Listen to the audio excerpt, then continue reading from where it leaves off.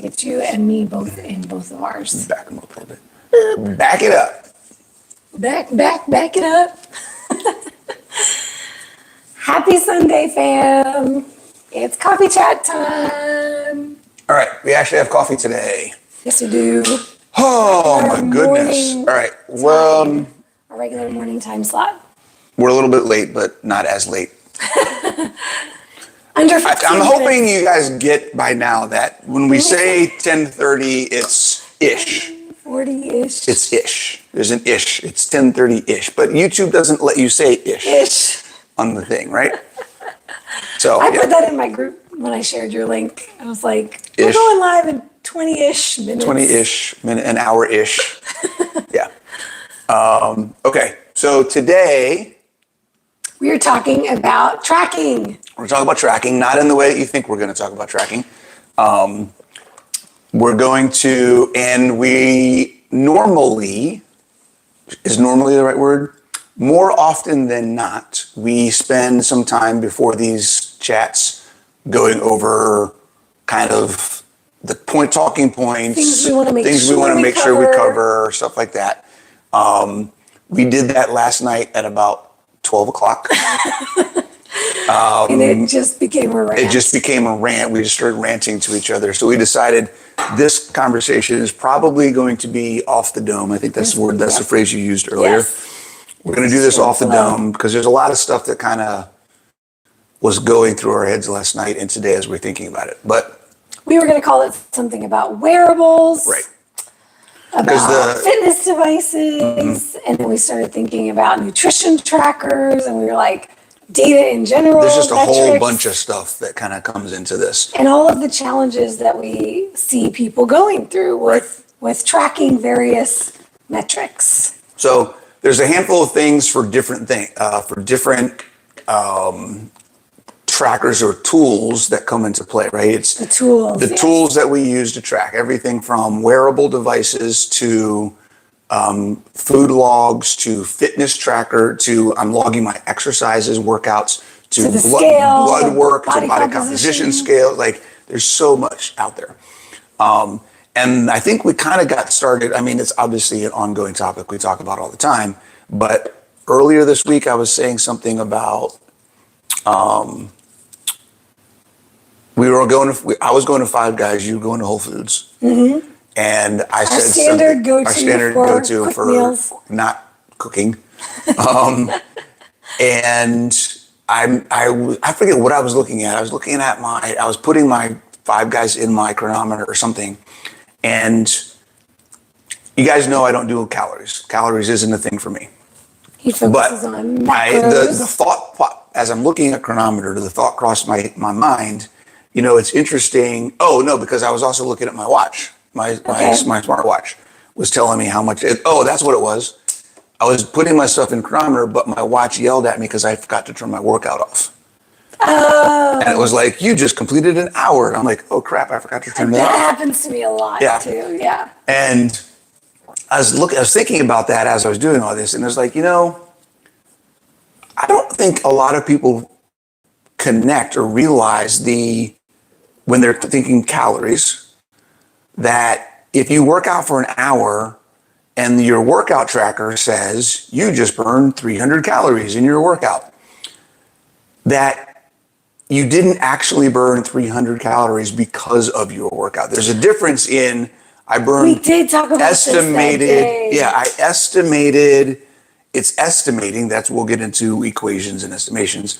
It's estimating that you burned 300 calories in that time period while you were working out. That is different than my exercise burned 300 calories. Yep. It's a different thing. And the reason being is when you're looking at things from a calorie perspective, you have to break it down by hour.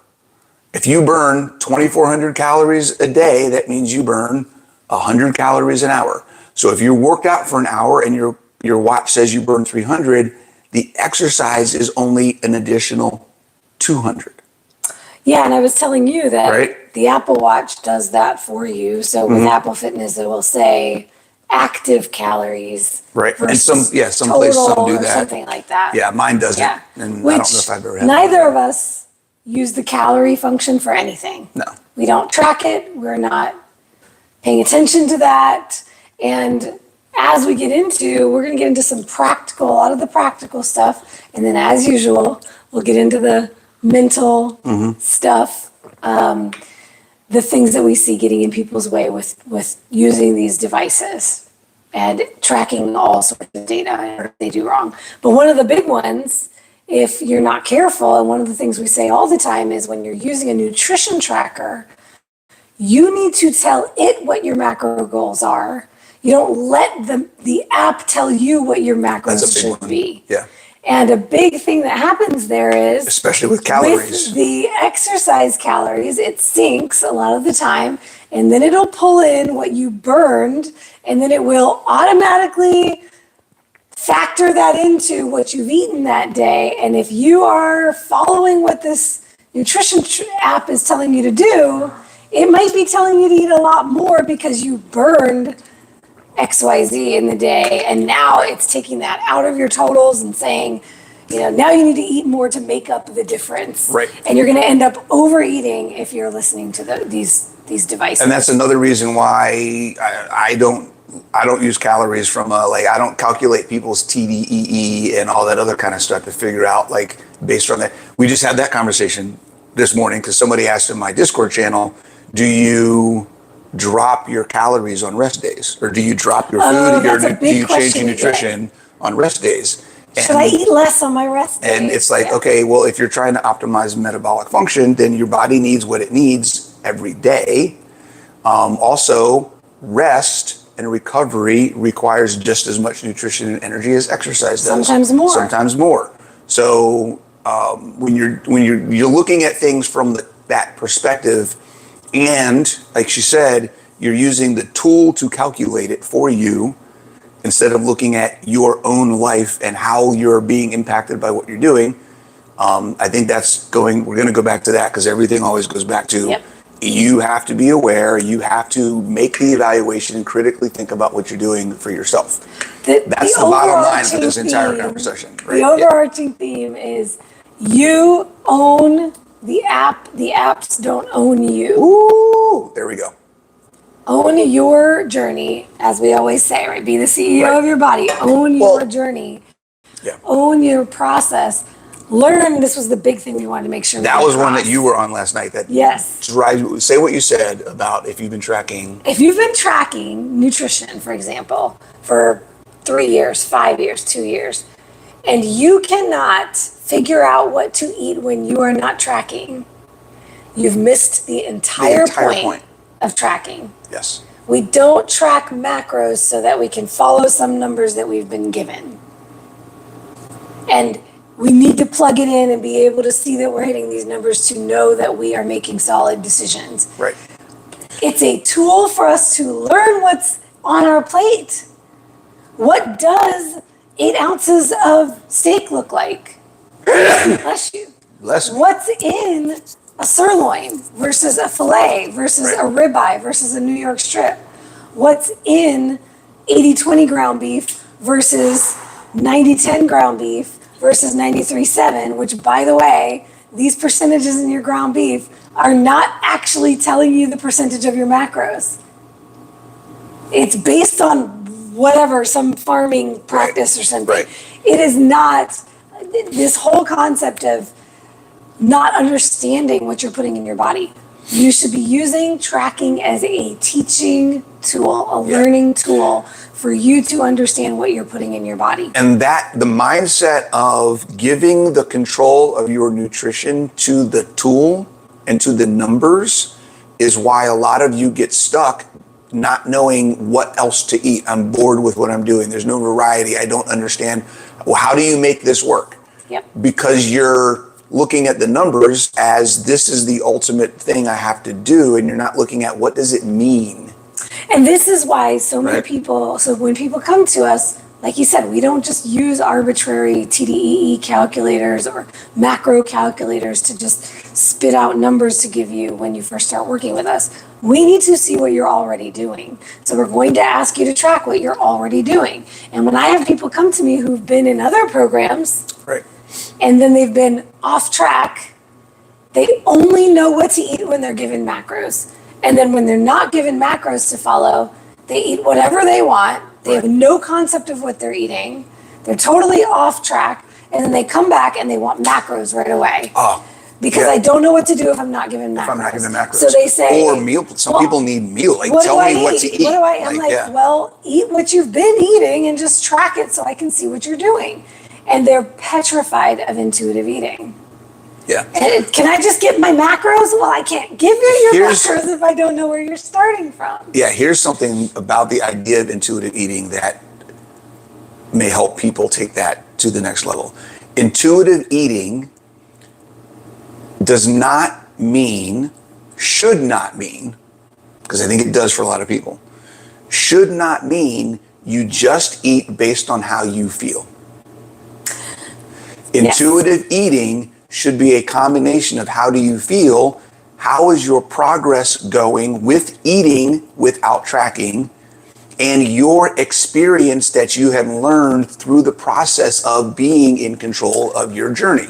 I did a masterclass on this, and I talked about the difference between instinctual eating versus intuitive. And intuitive. And intuitive combines the instinct with intellect. Yes, and you have to have both. Yes. So you can make solid decisions and not just let it be on a whim based on your emotions. Bingo. Which is mainly the reason why most people are not reaching their goals, is because it's all emotional driven. Yes. Intuitive does not mean just eat when you feel like it and eat whatever you want when you feel like it. That is not the same thing. Whatever sounds like it'll taste good to you. Right. Which is where all of us were before we went on a fitness journey, or a health journey, or a nutrition journey, or a keto journey, whatever it is. Before we did that, it was, what sounds good tonight? Pizza, chicken wings, right? Pad Thai. Pasta. Pad Thai, French fries. Right? Yeah. Biscotti. Biscotti. Yeah, so that's one big thing. That goes to fitness too. Okay? The idea, let's go back to the nutrition though. I like, because there was a point I want to make, is one of the hang-ups that I hear a lot of people talk about when it comes to tracking, nutrition particularly, is it's so detailed, it's so intense, it's so complicated, I don't want to do it for the rest of my life. If you don't want to do it for the rest of your life, learn how to live without doing it. Use it as a tool. Use it as a tool. I say all the time, if you're not tracking, you're not trying, but you only need to track when you're making a change when you're trying to make a difference.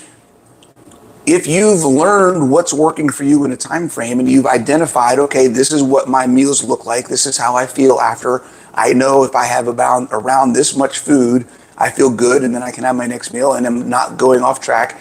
Like, identify what those are based on what your goals are, using tracking as the tool to learn about yourself. This is how you do it with yours. You only track when you're deciding to go on a cut, or you're deciding you have a specific goal that you're working toward.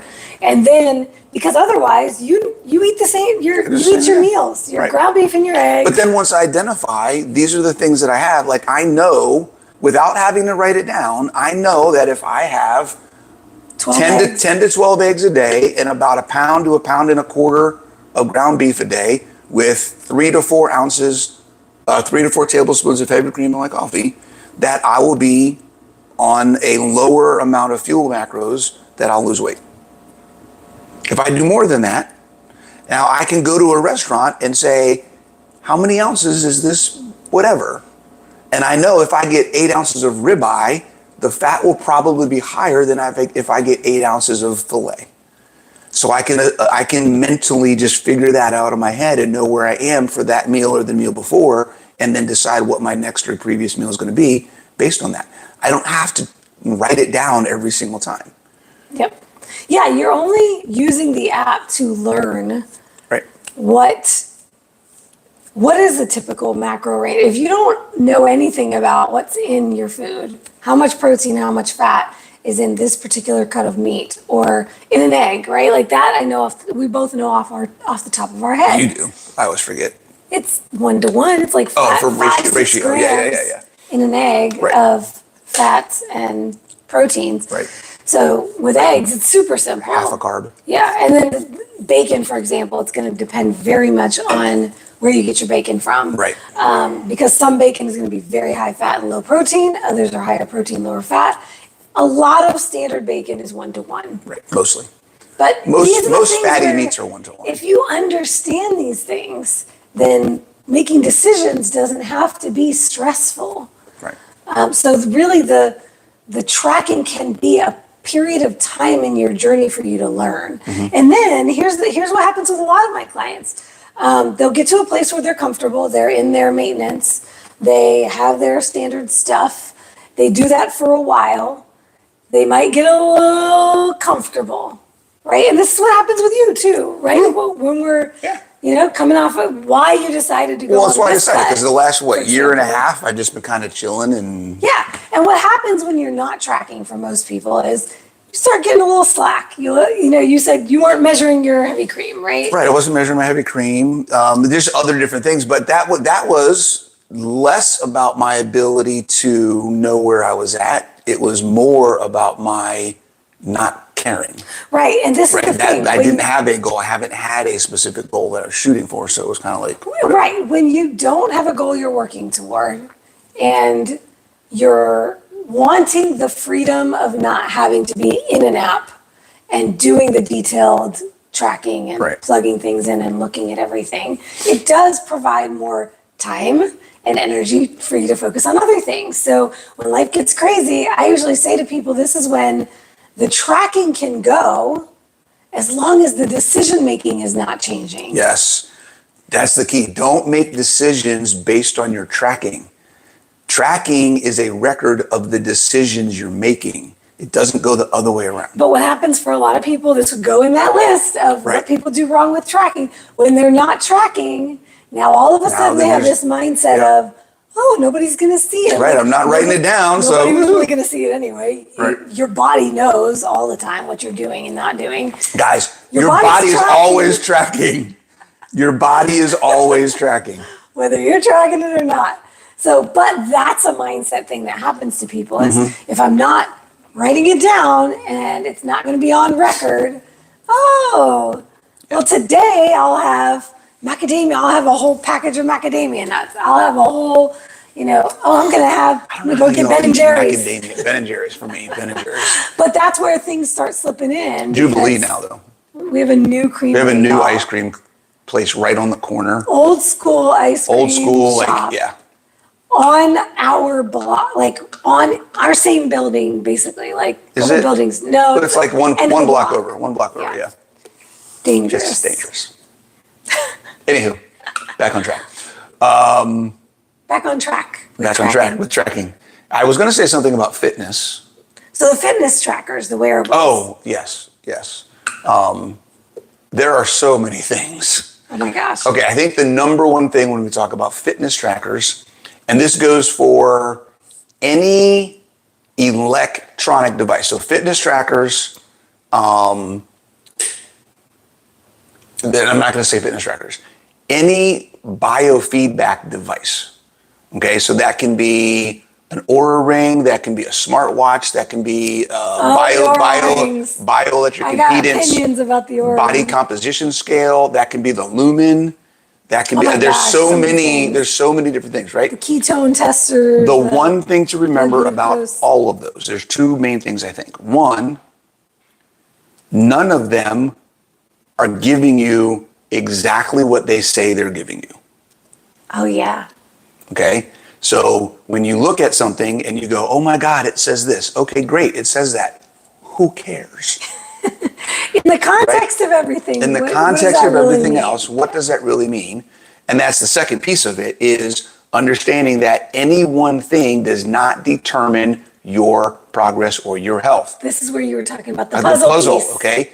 What we have, and I'm going to see if I can explain this in a way that makes sense. Our life is a puzzle. There is a giant puzzle of, I don't know, All the a pieces. house in the prairie, right?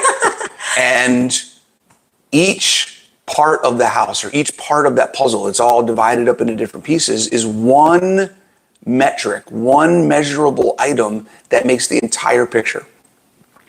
And a lot of us get stuck trying to put the window in the top floor on the right side of the house together. We can't find the one piece to make that window complete in the puzzle. And we're forgetting that there's an entire rest of the puzzle that has to work.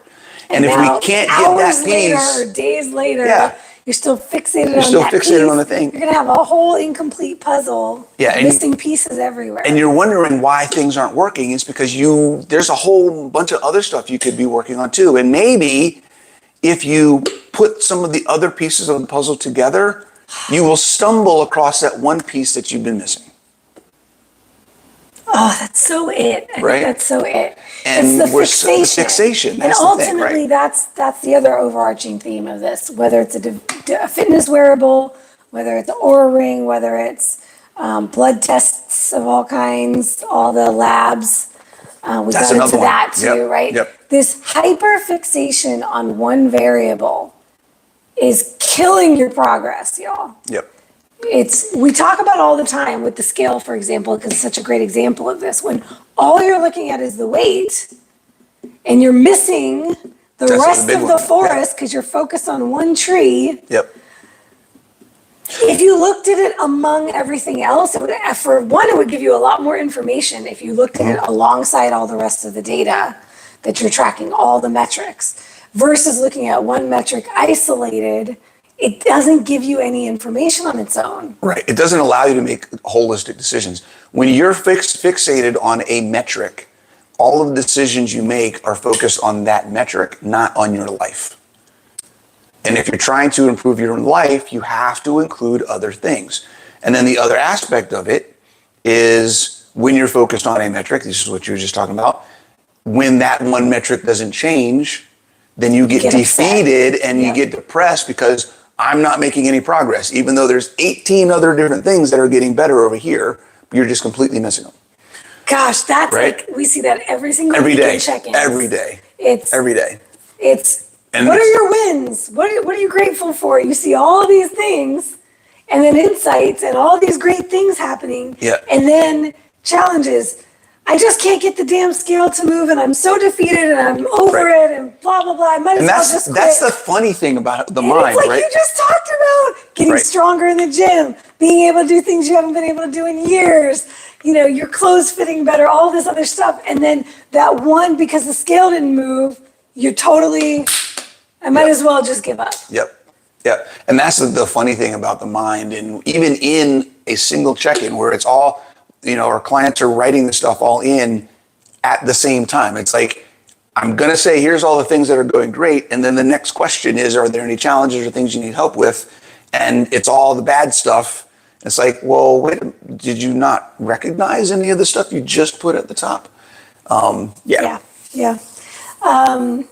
Okay, so along those lines of the fixations, let's talk a little bit more specifics here.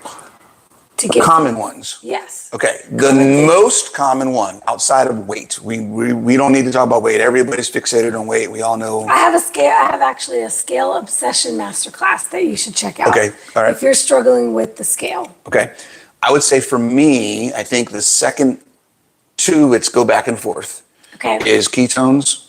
Oh. And A1C. Okay, we can get into that. Those are the two that people are always like. Yeah. Especially in this space, ketones, right? Well, and it's okay. This is. I've started tracking ketones again. Same here. So I've never tracked. I just started tracking, and you guys would be amazed at the results. 5 years ago or something, and it's been that long since I tracked. And we did touch on something the other day. What do we see when people start tracking ketones and getting obsessed with ketones? What were we talking about? And I said, this is what I did 5 years ago when I was binging and purging. I don't remember.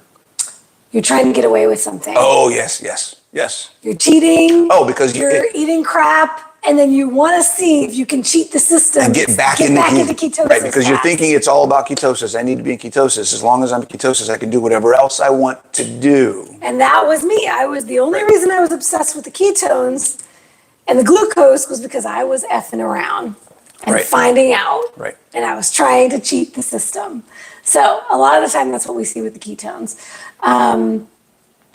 This was something I brought up the other day. Yeah.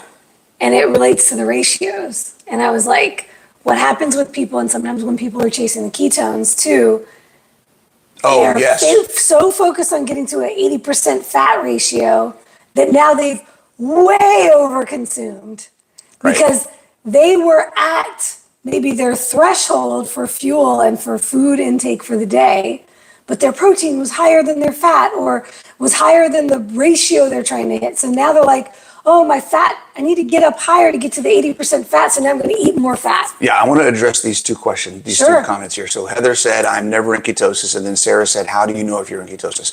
All right, this goes to what she was just saying. There are tools that you can use. Heather uses Keto Mojo. We just started using a tool called Oura, which is a multi-test kit, right? Free.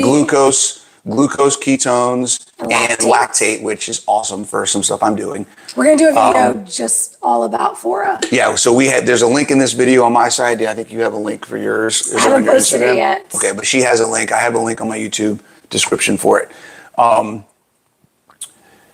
The best way that you know if you're in ketosis is if you're not eating carbs and you're not eating a bunch of processed crap. Okay, this goes to what she was saying. Like, if you're not doing things that would keep you from being ketogenic, then why do you need to test if you're ketogenic? Yeah. Right? If I take my car to the gas station and I put 89 octane fuel in my car, do I need to test my exhaust to see if Make I'm sure. burning 89 octane fuel?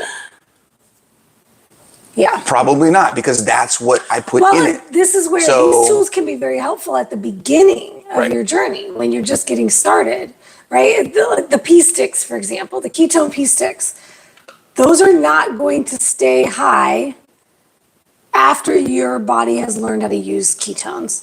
Right, even The blood. blood eventually will not stay high either if you are effectively using ketones And for fuel. Yeah, and let's use an example. And I want to go. I did a video recently, guys. If you're on my channel on YouTube, if you're on the Nat's Instagram, go to my YouTube.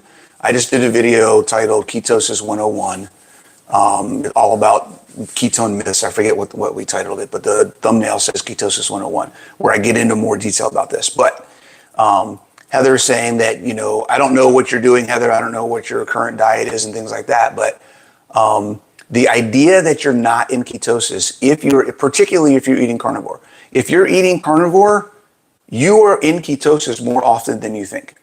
Okay? I have never tested. I've been going, this is almost 6.5 years now that I've been doing carnivore. I have never tested my ketones until the last month.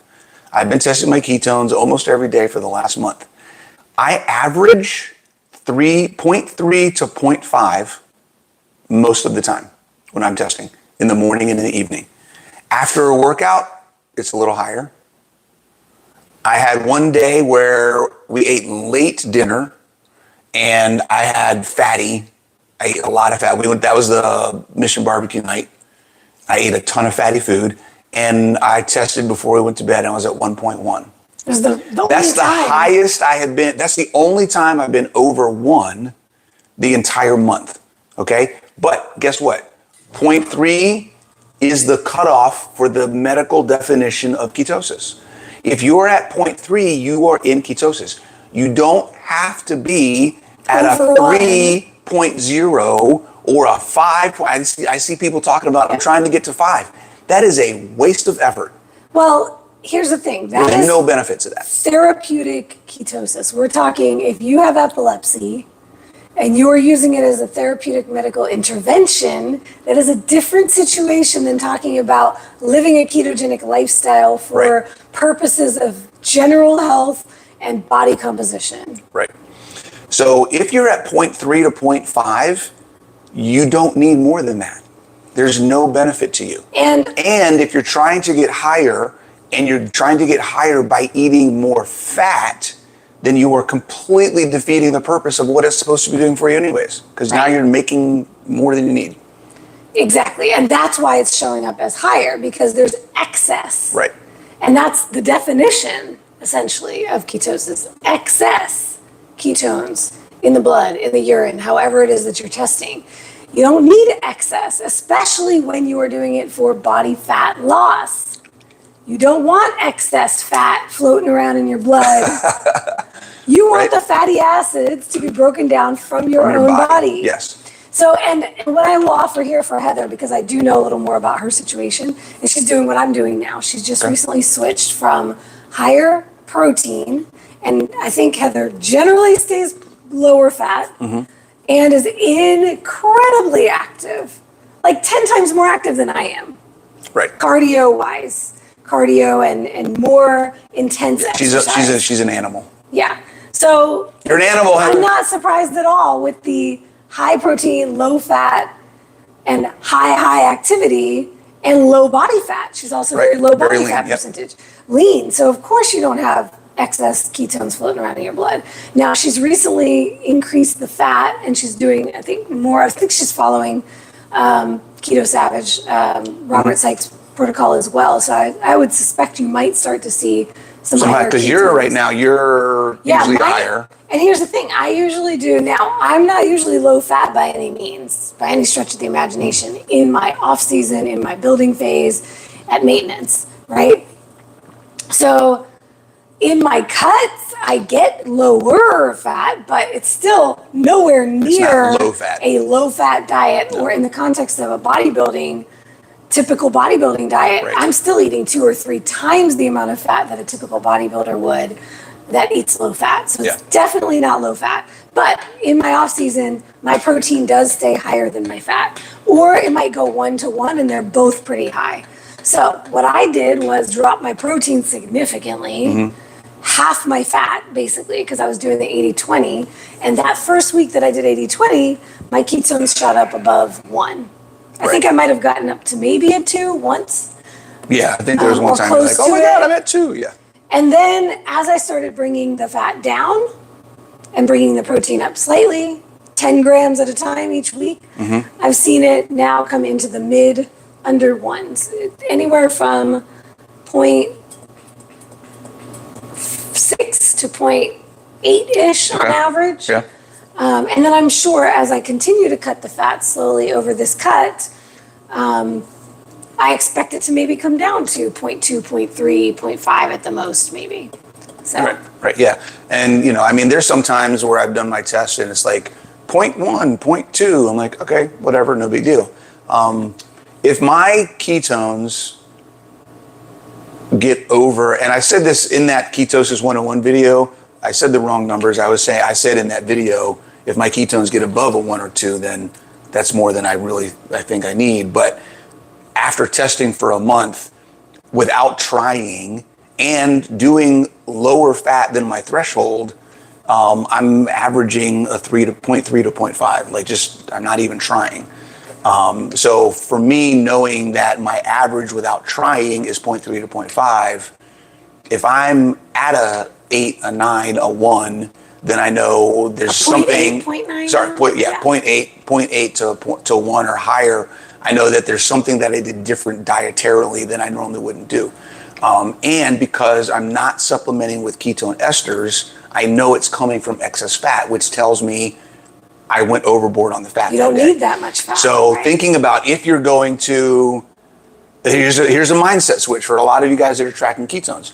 Switch from I'm trying to be in ketosis to if my ketones are high and I'm only eating fat to get them there, that's a sign that I'm overeating fat. That's brilliant, actually, to think about it that way. If you're seeking fat loss, you actually don't want your ketones to be sky high.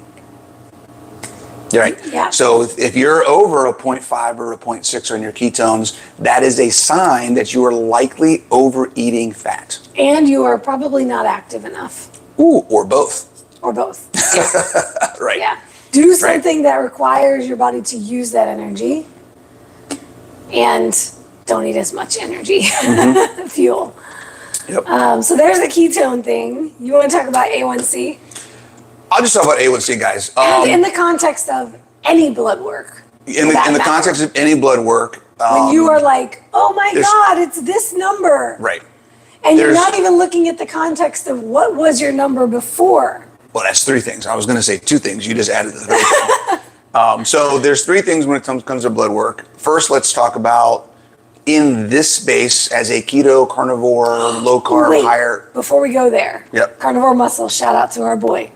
He said also the third thing with ketones, and yes, your protein's probably too low. Yes. If your ketones are sky high, because the other big thing we see that people do is they never manipulate one variable at a freaking time. I'm going to increase my fat, so I have to drop my protein. To go high fat, you have to go low protein. No. Or to go high protein, you have to go low fat. No. You don't have to change both. Y'all, carnivore muscle is another bodybuilder. We know. You look at one thing at a time. Y'all change one thing at a time. I think freaking drives me crazy. I think she's passionate about that one. That drives me crazy. Hot button, hot button. Let's change all the things at once. Let's just throw everything at it. Then you have no idea what's working and what's not working. Yep. It's a science experiment, really. Yep. Everyone loves the extremes. Oh, you were going to do a video on extremes. Extreme. No, I said that should be the name of our book. When we write a book together, it should be extremes. Yeah, yeah. What were we saying? Okay, so I was saying three things. Embrace the messy middle is what it should Embrace the messy middle. Yeah, I like that. So the first one was in context of your journey. The second one is in context of other markers. And then the third one is in context of what your lifestyle. Ooh, yes. Okay. So these are the three things.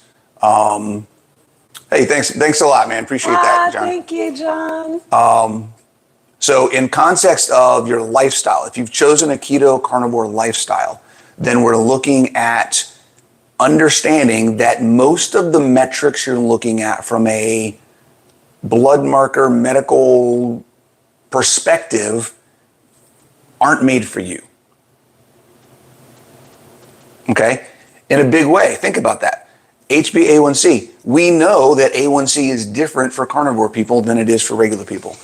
LDL. We know that LDL is different for people that are doing carnivore low carb than it is for regular people. Like, there are so many different things. Thyroid. There's so many different things that we don't really know right now what the recommended numbers should be for people that are low carb, whole food, animal based. Right. You're evaluating these things outside of the context. Right. Outside of the context and in the context of a society where these numbers are based on people who are over 80% of them are obese and metabolically unhealthy. Oh, this gets into the fiber chat too. Right. There's so many different things, right? So when you're evaluating what you're doing against something that you're not doing, right? Like, you're like, but they say I need 25 grams of fiber a day. How am I going to do that on keto or carnivore? Like, but why do you think you need that when you are living a completely different life than what that is recommended for? Correct. Right. So that's one thing. So looking at all your markers in the context of your life's chosen lifestyle, that's one thing to think about. The second thing is looking at your markers from the context of other markers in your life. And this is when I get a lot when it comes to A1C, particularly. Yep. Or LDL is another one. Those are probably the two most common ones from the blood marker perspective is, oh my God, my A1C is high. Guys, my A1C has been 5.5 to 5.7 for the last 6+ years. And that is higher than what some people would recommend, right? I don't give a crap. I have never worried about my A1C because every other number that I have is perfect. Every other number, even if it's not, because my LDL is also high, it's almost 300. Woo! Okay? Every other number that I have is either perfect. I'm That's going to rephrase LDL that. Or your total cholesterol? LDL. Wow. I'm going to say it's not perfect. I'm going to say it's either perfect or, to my current understanding of the science, explainable based on my lifestyle. There you go. There you go. That's where I am with all of the other things that I have, right? So I'm not worried about my A1C. It doesn't matter to me because I don't have disease. I'm physically free.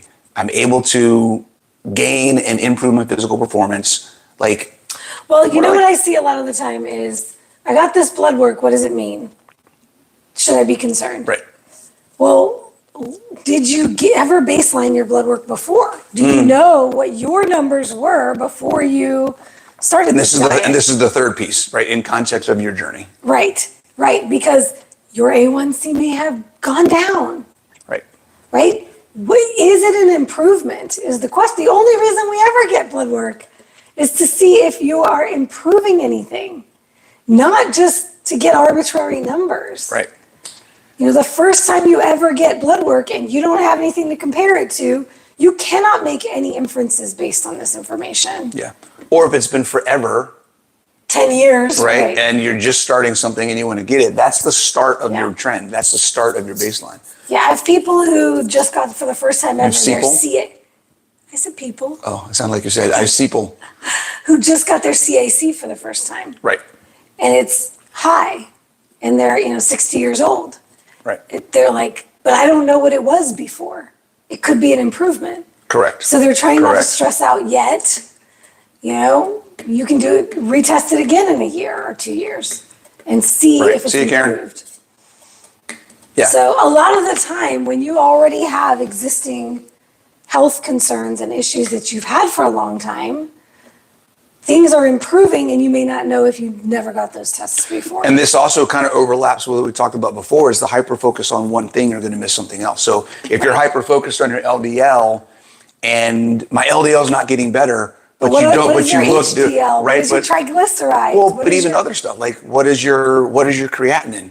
What is Right, your hypertension right. markers? What is your inflammation markers? Or those are going down. HSCRP, It's right. possible that the LDL will change in time. Right? There's other things that are factors. So if you're just looking at one thing, you're going to miss the other things that are getting better. And just a side note, you shouldn't do blood work in your first 30 days of a brand new lifestyle and diet. Do it before you start, or wait at least, even 90 days can be short. Like 6 months would be better, especially when you're making a massive change. Like if you're going from Ideally- standard American diet to carnivore, Right. you want to get your blood work first and then yes. wait. I definitely do it. Do something 6 months. before you start. I mean, everybody listening probably has already started Yeah. and is already doing something. So take that for what At it this is. point, I'm waiting since I just started the high fat to test my hormones. I didn't want to do it within the first month. Right. Because I knew it would throw things off. Well, for me, for instance, so I did my blood work a few months ago before I decided to cut a little bit. But then I also started doing boron because my biggest concern is testosterone. Same I want to here. see how that's going. So it was recommended to me on the cruise by Jonathan Shane that I start taking some boron, and we'll see after a couple months of that.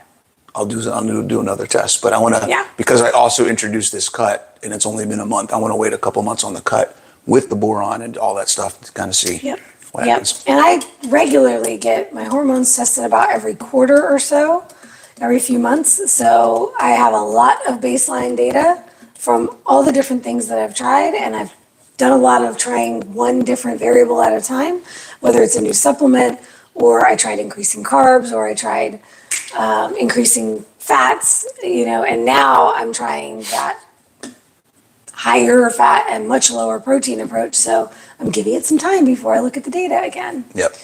I want to talk about the wearables, the fitness wearables. Yes. And the obsession with something like steps. per day. Steppity steps.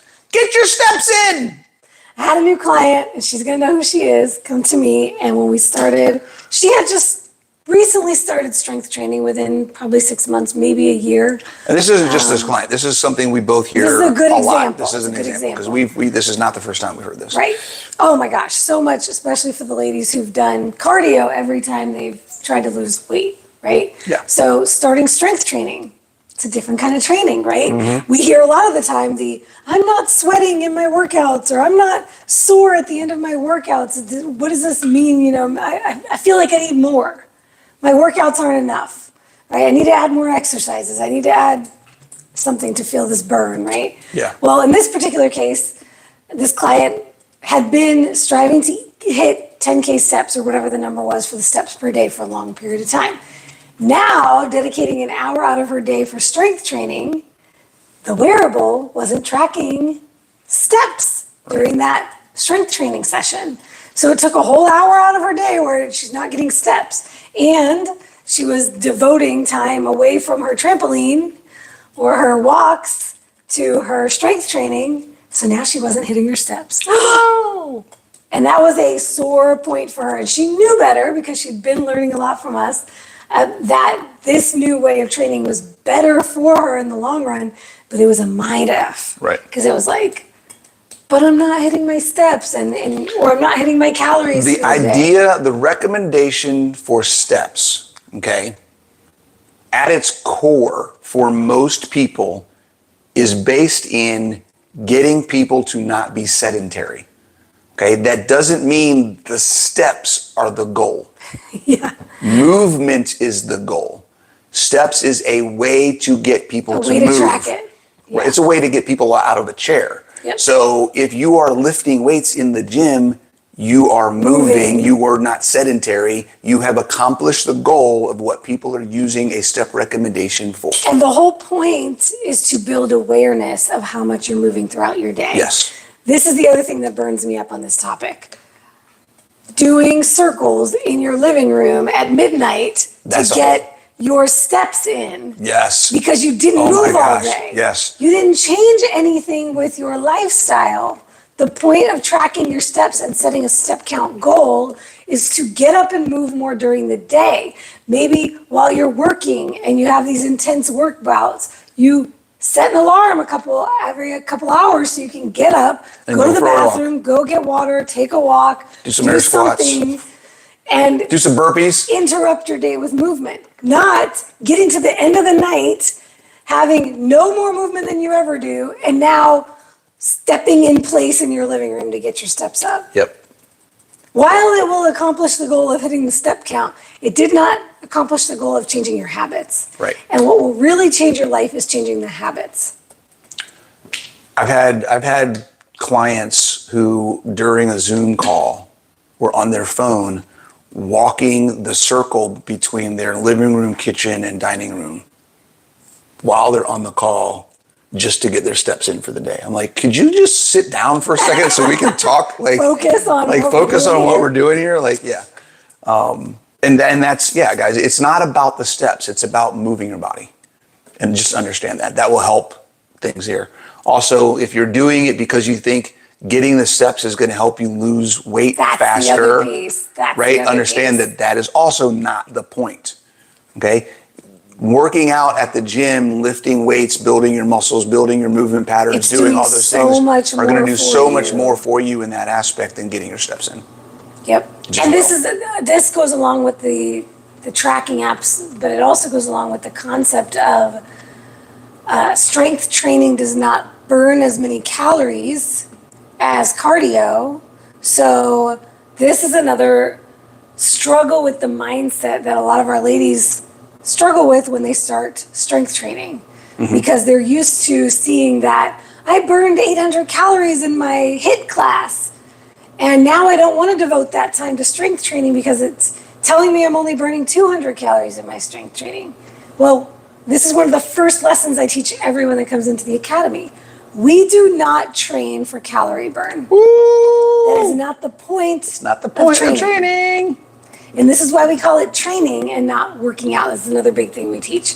It's not working out, it's not exercise, it's training. When you think like an athlete, we are training. We're training our bodies. We're training our muscles to develop. We're training our bodies to get stronger and more capable. We're training our bodies to be more supple, more flexible. Supple, I like it. Thinking Supple Leopard. Supple Leopard. Book. I got 2 copies of that. You do.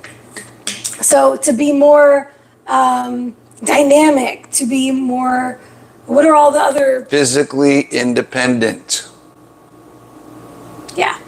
So it's And not capable. just about calories, guys. No, it's not. Sarah asked a question about, what did she say? Some say you can eat all the meat till you're full, but I just wanted to know how much protein a day and fat, please. Okay. All right, Sarah. So we're not going to get into that in a lot of detail. That's a whole nother talk. We know nothing about it. Right. There's no way we could give you a recommendation without having a lot of more information. But if you want a guideline on how to do that, go to my playlist. I have where this video is on the Coffee Talk playlist. If you go on my YouTube, I have a playlist set that's called Understanding Fitness and Nutrition. I have a video on there that's titled Keto Macros. And it just walks you kind of through what my methodology is for helping people figure out what their macros should be and what they could be shooting for. Understanding that it is a starting point, is a guideline. You have to build some awareness and figure out how to modify that and change it within that framework as you progress. And what I would recommend is, and this, if you go to my masterclass on macros, which is inside my Facebook group, Keto Bikini Secrets, also on YouTube, Keto Bikini Secrets, I will tell you to track what you're already doing first. So the first thing you should do is take at least 2 weeks and just track what you're eating right now so you know where you're starting from. Because you can go to a calculator and you can plug in all these numbers, you can take his framework, you can go to a TDE or whatever you want to do, but you need to understand first the context of where you're starting. What am I eating right now? And then you change small variables, not jumping to, oh, well, he says do 1-to-1, so now I figured out I was completely on the other side of that. I'm going to go do 1-to-1 because that's what Bronson said. Right, and there's a piece of that, guys, that you may just because you're not tracking now, when you start tracking for a couple weeks, you may look at what you've been eating and go, I'm not going to say may, I'm going to guarantee that if you track for 2 weeks now and you haven't been tracking, there is something on that list that you're going to see that is going to slap you in the face that you don't even need to ask if it's something you should stop. You will get a lot more insights just You're going to be like, you know it. what? If I just change this, I wonder what will happen. I don't even need to know what my macro recommendations are. Yeah. That's automatically. That's the main number one reason why everyone should track at least for a period of time. For the educational part that we talked about earlier, and then for the simple awareness of what you're already doing. Do you know how many people come to us, we tell them to start tracking and don't change anything, and immediately they're struck by the poor decisions they're making, and they start changing things because they're embarrassed because they don't want their coach to see what they're doing. Yeah. Well, there you go. You already developed the awareness and recognize maybe I shouldn't eat an entire bag of pork rinds every day. And then they start to make changes already. So you will learn a lot just from looking at what you're already doing. Having that accountability. Which is all about building awareness. Yep. All right, guys, I think we're good. That's a lot of our brain dump on this topic of mistakes people make with tracking. Just remember, wearable devices, anything that gives any technology that is used to read your body is often not accurate. It is not what you should be basing your decisions on. You should base your decisions on your progress based on the data and trends over time, not any one point in time. And there's a lot of pieces to look at. Don't look at one. Don't make an entire change in your lifestyle based on one number. Look at all the other numbers too and see if it actually makes sense to make that change you're thinking about. Cool? Yep. Own the tools. Don't let the tools own you. Bingo. Take it easy, guys. See you next week. Bye.